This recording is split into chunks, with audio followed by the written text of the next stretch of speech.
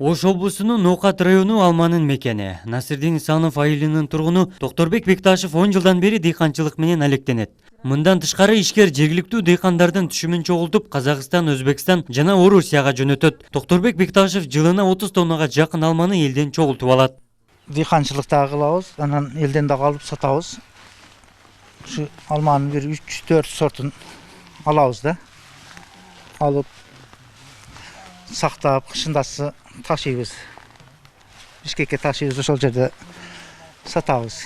Бул жертөлөдө алманын 3төн ашуун түрү сакталган. Алманы ишкер ушул жерден ылгап жакшыларын жашылча жемиш сактоочу логистикалык борборлорго жиберет. Ишкер мырза быйылкы түшүмдөн 10 тоннага жакын алманы жергиликтүү дыйкандардан чогултуп, экспортту алгач коңшу Казакстанга чыгарды.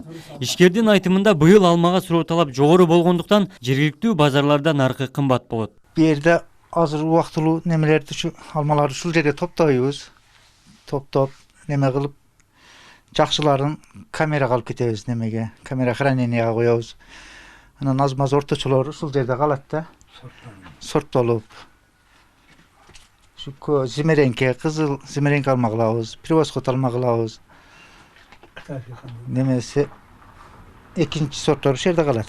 Ушул жерде тура берет, муздак бул жердеги.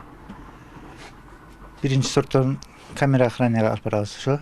Абдыкайым Бабаканов ушул айылдын тургуну. Абдыкайым мырза быйыл 5 тонна алма алды. Ал бүгүн чогулткан түшүмүн жергиликтүү ишкерге жакшы баада өткөрдү. Айылда көпчүлүк дыйкандар алмасын сата албай калат. Ал эми ортомчулар дыйкандардын түшүгүн жеңилдетип, жакшы баада сатып алышат. Быйылкы жылы биздин районда максылык боюнча өтө жакшы келешек болду элге.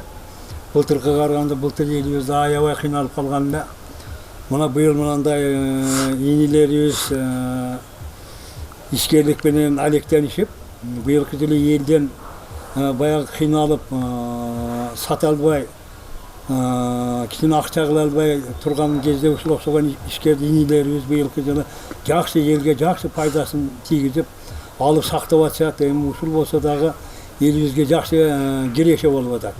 Кыргызстандын продукциясы дүйнөдө экологиялык тазалыгы менен айырмаланып турат. Өлкөнүн экономикасын көтөрүүдө жана ата мекендик өндүрүштү экспорттоо башка жылга салыштырмалуу жогорулады. Ал эми айыл жериндеги дыйкандарга мамлекет тарабынан жеңилдетилген насыялар берилип, айыл чарба продукцияларын өндүрүү көрсөткүчү өстү.